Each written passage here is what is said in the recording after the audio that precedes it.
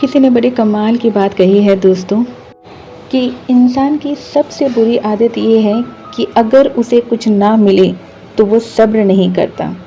अगर उसे कुछ ना मिले तो वो सब्र नहीं करता, और अगर उसे वो मिल जाए तो वो कद्र नहीं करता।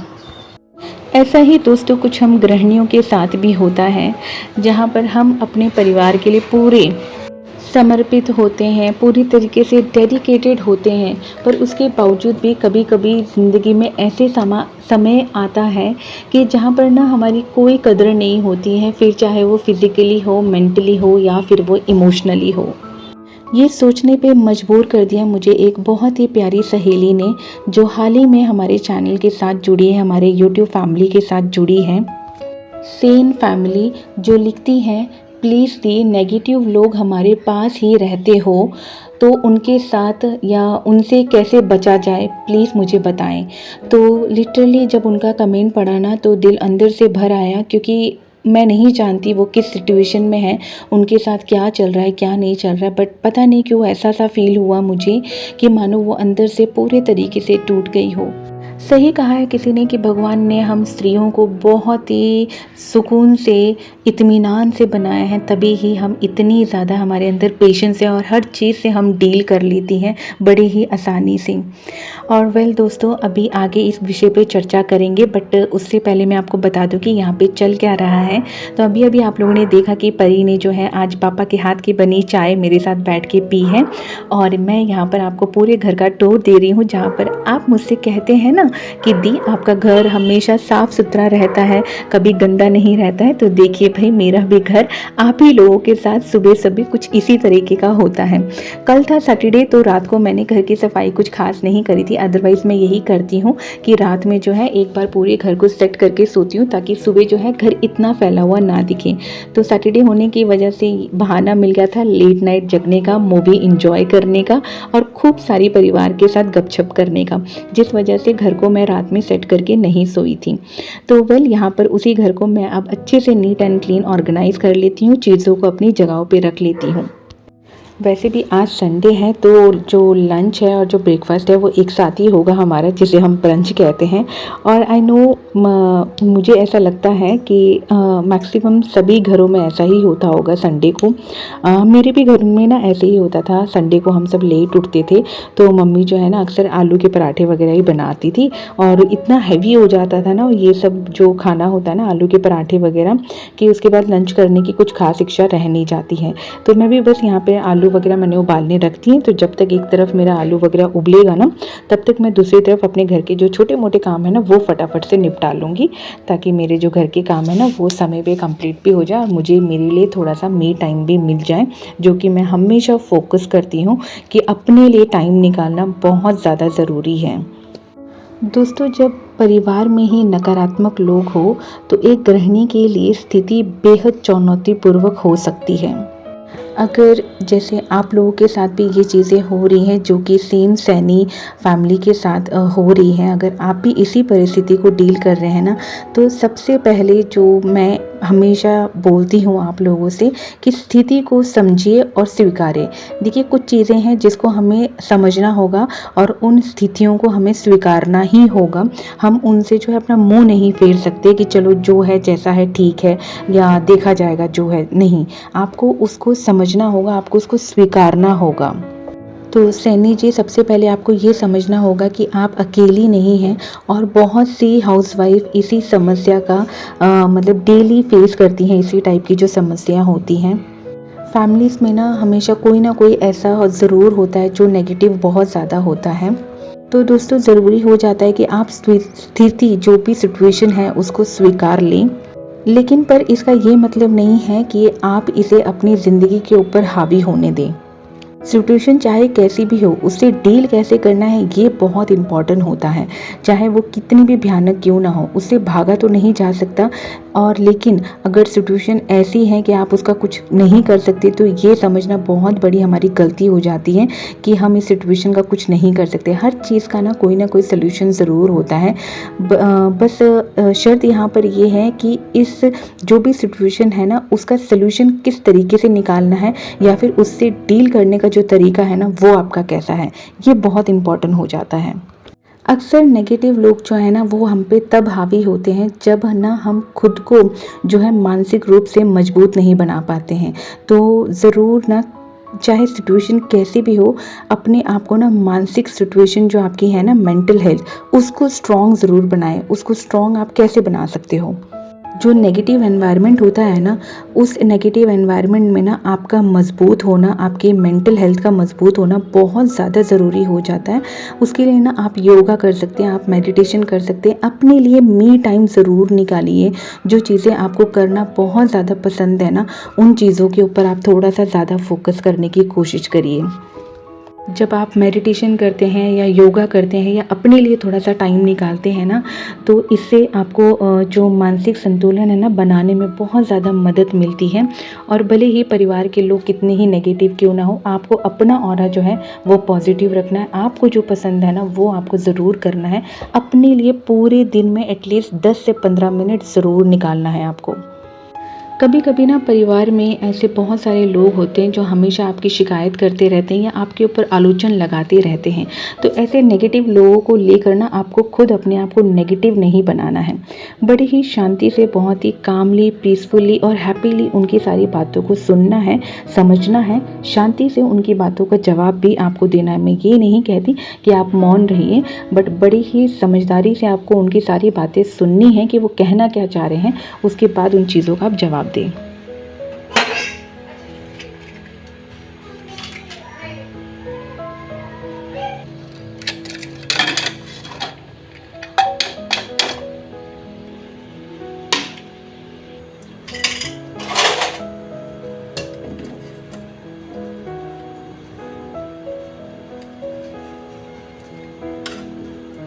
दोस्तों, जीवन हमेशा संघर्ष भरा रहता है और परिस्थितियां हमेशा हमारे हिसाब से नहीं होती हैं। रिश्ते भी हमारे हिसाब से नहीं होते। मेरा तो ये मानना है कि भगवान ने हमें ये जीवन दिया है ना, तो इसका एक बहुत बड़ा एग्ज़ाम चल रहा है। हर बार क्वेश्चन पेपर इजी नहीं होगा। कुछ आंसर्स इजी हैं तो कुछ, आई मीन टू से, कुछ क्वेश्चंस अगर इजी हैं तो कुछ क्वेश्चंस काफ़ी टफ भी होंगे। इजी क्वेश्चन हम सब अटैम्प्ट कर लेते हैं, बट टफ क्वेश्चन को किस तरीके से अटैम्प्ट करना है ये आपके ऊपर डिपेंड करता है। तो इसीलिए घबराएं नहीं, बहुत शांति से हर तरीके की जो सिचुएशन होती है ना उनसे डील करने की आप कोशिश करिए। और कभी भी ये मत सोचें कि आप अकेले हैं और आपको कोई नहीं समझता। ऐसा बिल्कुल नहीं है। परिवार में कोई ना कोई एक सदस्य ज़रूर होगा जो आपकी सारी बातों को समझता होगा। उनसे अपने मन की बातें ज़रूर करिए, क्योंकि बहुत ज़रूरी हो जाता है फ्रेंड्स, हम हाउस वाइफ के लिए, जहाँ पर हम पूरे दिन अपना काम में लगी रहती हैं, अपने लिए समय नहीं निकालती हैं, और फिर उसी काम को लेकर कभी भी कोई नोक-झोंक करे या कोई ये कह दे कि तुम घर में दिन भर करती क्या हो, या फिर मतलब तुम्हारे काम करने का तरीका अच्छा नहीं है, जो भी XYZ रीज़न हो। तो ये छोटी छोटी चीज़ें ना बहुत ज़्यादा मन को परेशान कर देती है। बहुत ज़्यादा हम इन चीज़ों की ना टेंशन ले लेते हैं। तो बिल्कुल ऐसा नहीं सोचना है कि आपको कोई नहीं समझता। कोई ना कोई ऐसा ज़रूर होगा, आपका फ्रेंड्स होंगे, आपके आसपास में कोई ना कोई ऐसी व्यक्ति ज़रूर होगा जो आप ही की सिचुएशन से डील करके वो आगे ज़िंदगी में बढ़ा है। यदि ऐसा भी हो ना कि कोई भी नहीं है, तो सबसे बेस्ट है आपकी मम्मा, क्योंकि वो इस सिचुएशन से निकल चुकी हैं। उन्होंने भी वो सारी चीज़ें झेली हैं जो आज आप, हम या हमारी उम्र के और भी फ्रेंड्स झेल रहे हैं।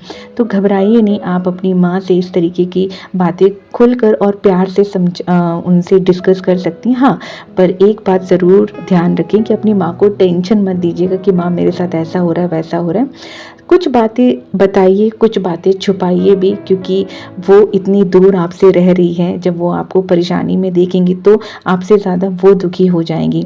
तो कोशिश करिए कि घुमा फिरा के उनसे सल्यूशन मांगने की कोशिश करिए, और आपके हस्बैंड के साथ अपना बॉन्ड अच्छा बनाइए, क्योंकि एक वही है जो आपको अच्छे से समझ सकते हैं, और उन्हीं की वजह से आप अपने ससुराल में हो। तो उनके साथ अपना रिश्ता अच्छे से बनाइए। मैं बस इतना ही कह सकती हूँ।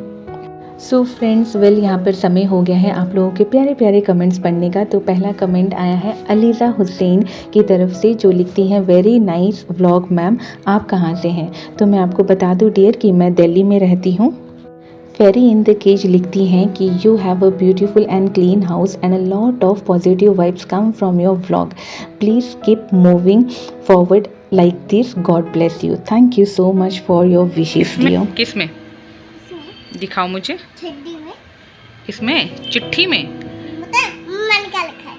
अच्छा आप बताओ। देखो। मैं पहले बताऊं आपने क्या लिखा है। आपने लिखा है I love you mamma, I love you didi. ये नहीं, पूरा सुनकर आती हूँ। ठीक है। आई लव यू मम्मा, आप मेरे लिए अच्छा खाना बनाती हो, आप दुनिया की अच्छी मॉम हो। और बस। अच्छा। और दीदी का है, दीदी आप मेरे साथ खेलती हो, अब वो भी अच्छी बात है। आप मेरे लिए खाना लाती हो, वो भी अच्छी बात है। और आप मुझे पढ़ाई कराती हो, वो भी अच्छी बात है। अच्छा ओहो, इतना सब लिखा है। और परी के लिए किसी ने कुछ नहीं लिखा। मैंने लिखा। परी तो सबसे अच्छी बच्ची है, दुनिया की सबसे अच्छी बच्ची है परी, है ना? है ना परी? हाँ। अच्छा ये पीहू दीदी की फोटो दिखाना, पुरानी, ये सबसे पुरानी फोटो है पीहू दीदी की। दीदी ना काजल बहुत लगाती है और मैं अरे दिखाओ लगाती हूँ ना, तब दिल को बेकार लगता है। ऐसे उल्टी है फोटो, दिखाओ ना बेटू। ये देखो पीहू की सबसे पुरानी फोटो इसने खराब कर दी, गंदी कर दी इसने। मैंने आगे रचना जी लिखती हैं कि touchable line with starting vlog. I am also a tea lover in the morning, I also like to take tea. मेरा बेटे के एग्ज़ाम भी शुरू होने वाले हैं 24 सितंबर से। तो बेटा जी आपको all the very best for ये एग्ज़ाम। जीत आंटी की तरफ से अच्छे से अपने एग्ज़ाम देना और आंटी के साथ शेयर ज़रूर करना कि आपके एग्ज़ाम्स कैसे गए। वॉर्म जोन हाइकर अभी हाल ही में ही हमारे साथ जुड़े हैं, तो आपका स्वागत है हमारी छोटी सी फैमिली में। Aanya real vlog, Haseena ji, Rachna ji, mommies world, cooking with simple recipe, cooking with Kamal, Priyanka जा व्लॉग, आप लोगों का दिल से धन्यवाद। आप लोगों के प्यारे प्यारे कमेंट्स पढ़ के मुझे बहुत ही ज़्यादा अच्छा लगता है।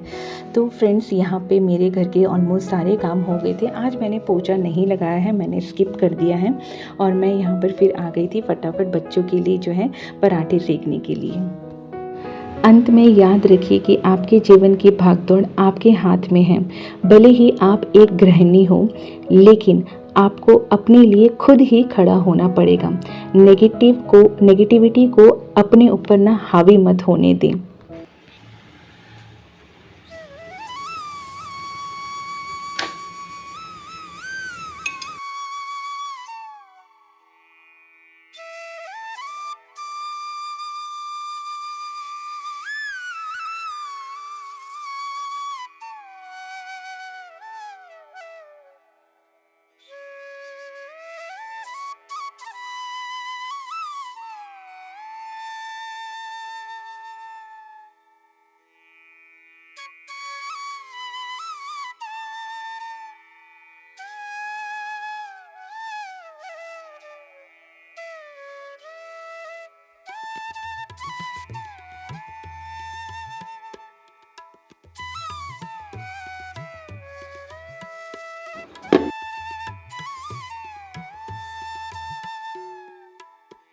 फ्रेंड्स, हो सकता है जिन बातों का अभी मैंने आपको बताई है, हो सकता है किसी बातों पे आप सहमत ना हो या कोई बातें आपको बुरी लगी हो, तो प्लीज़ अपनी छोटी सी बहन समझ के या फिर अपनी बड़ी बहन समझ के मेरे उन चीज़ों का आप इग्नोर कर देना। और अगर वीडियो आप लोगों को अच्छा लगा हो तो लाइक ज़रूर करना फ्रेंड्स। और अभी वीडियो बाकी है, टेंशन मत लीजिए, मैं अभी जा नहीं रही हूँ। पहले मैं यहाँ पे लाला को भोग लगाती हूँ। और लाला देखिए कितने प्यारे लग रहे हैं। आज उन्होंने ना ब्लू कलर की ड्रेस पहनी है और मैं दिल से उनसे प्रार्थना करती हूँ कि ऐसे नेगेटिव लोगों को आप सबसे दूर रखें और मुझसे भी दूर रखें और जीवन में खुशहाली बहुत सारी आए। तो लाला को भोग यहाँ पे लग गया था और मैं यहाँ पर सबके लिए अभी जो है प्लेट जो है रेडी कर रही हूँ नाश्ते की। तो यहीं पे मैं आप लोगों से अब विदा लेती हूँ फाइनली। और अगर वीडियो अच्छा लगा हो तो लाइक ज़रूर करिएगा, सब्सक्राइब ज़रूर करिएगा पहली बार अगर आप आए हैं तो। फिर मिलती हूँ अपने नेक्स्ट व्लॉग में। Till then bye bye, take care, हंसते रहिए, हंसाते रहिए और मुझे याद करते रहिए। Bye bye.